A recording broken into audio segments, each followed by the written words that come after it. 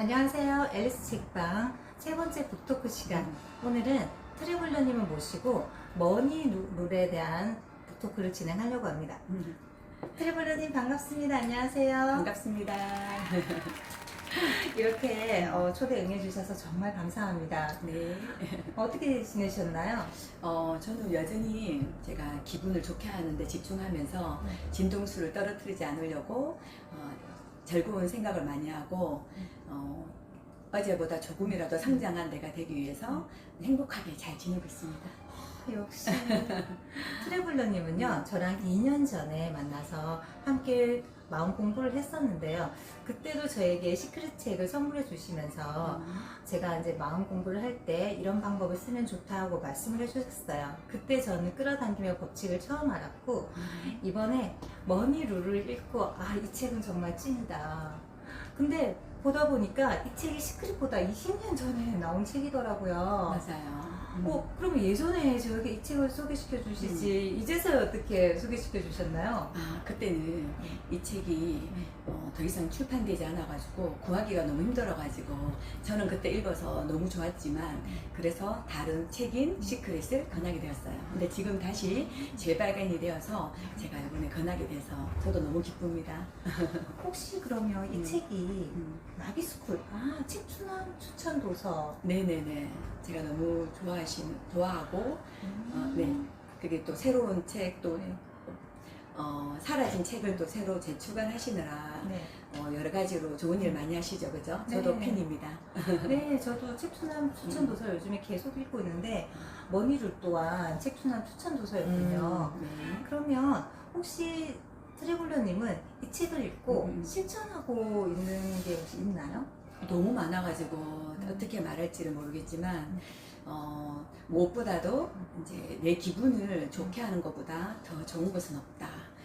우리가 성공하려고 할 때 어떤 성격이 성공을 시키기보다는 어떤 나의 진동수, 나의 기분 이런 것들이 끌어당김에 의해서 성공을 시킨다고 생각하고 그런 진동의 법칙을 충분히 이해하고 있으면 모든 것들을 컨트롤을 할 수 있다는 내가 내 기분에 의해서 내가 나의 진동수를 조절함으로 인해서 모든 것을 끌어당길 수 있다라는 법칙을 알게 되면 인생이 굉장히 단조로워지거든요. 네, 안 그래도 저도 이 책을 읽으면서 진동수에 대한 말을 계속 읽었는데요. 그러면 이 진동수를 높이려고 하면 어떤 행동을 하면 좋을까요? 여러 가지가 많겠지만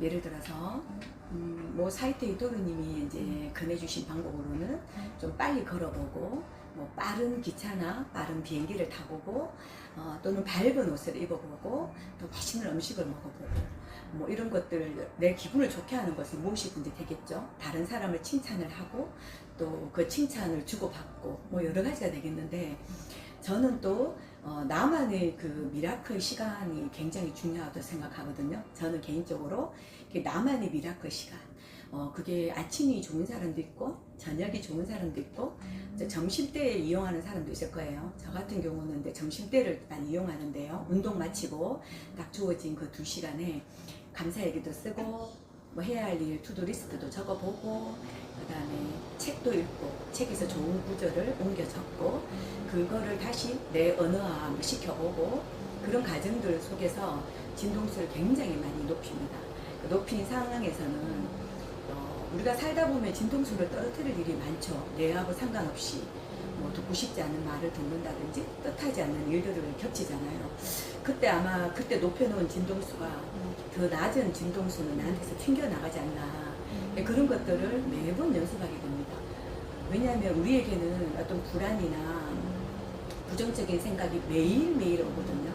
매일매일 누구라고 해서 안 오고 이런 게 아니라 매일매일 오는데 그거를 쌓이지 않게 그것이 누적되지 않게 하는 게 굉장히 중요하다고 생각하고요. 그런 방법이 바로 제가 말한 저만의 미라클 시간을 가지는 겁니다.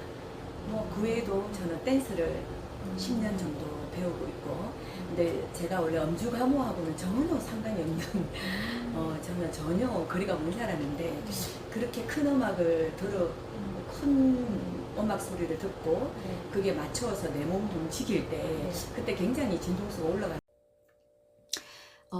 앨리스님께서 질문하신 어떻게 하면 진동수를 높이는가에 대한 저희 답변을 한번 얘기해 보겠습니다. 여러 가지가 있을 수 있겠죠.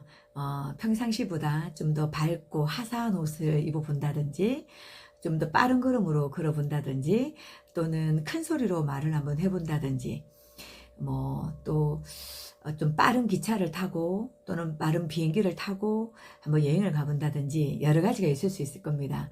근데 그 중에서도 저는 저만의 그 진동수를 높이는 방법이 있습니다. 저는 저만의 미라클 시간을 꼭 가집니다. 그 시간은 아침이 될 수도 있고 점심이 될 수도 있고 자기 전이 될 수도 있을 겁니다. 각자의 시간에 맞춰서 그 시간을 가지시면 되는데요. 저는 항상 점심시간에 운동을 마치고 점심시간, 그 시간에 2시간 정도를 저만의 미라클 시간으로 정하고 있습니다. 그때 저는 감사의 길을 쓰고요.